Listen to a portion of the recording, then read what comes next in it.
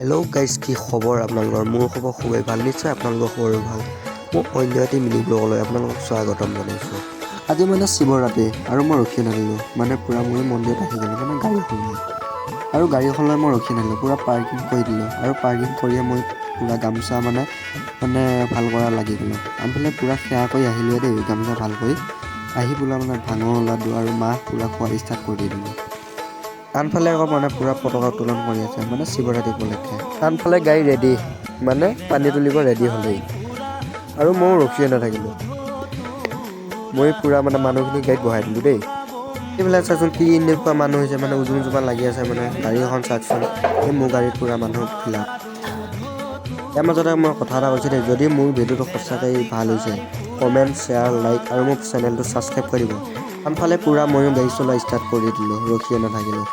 এই আইতাজনীক যে দেখিছে, আমাৰ গাঁৱৰে, মোৰ লগতহে বোলে যায়।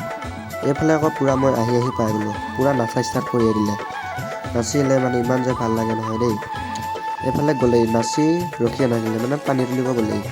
চাওকচোন পানী তোলা পৰিৱেশটো কি সুন্দৰ। আমাৰ আকৌ বাবুঘাটত পানী তুলি দেই, প্ৰত্যেক বছৰ আমাৰ বাবুঘাটতে আহে পানী তুলিব শিৱৰাত্ৰিত। আপোনালোকেও যদি বাবুঘাটত পানী তুলিব আহে, মোক এটা কমেণ্ট কৰিবচোন। ইফালে গাড়ী ৰেডি ওপৰত, দলঙৰ ওপৰত। চাওকচোন গাড়ীবিলাক ৰেডি। আনফালে পূৰা মানুহ আহি আছে দেই।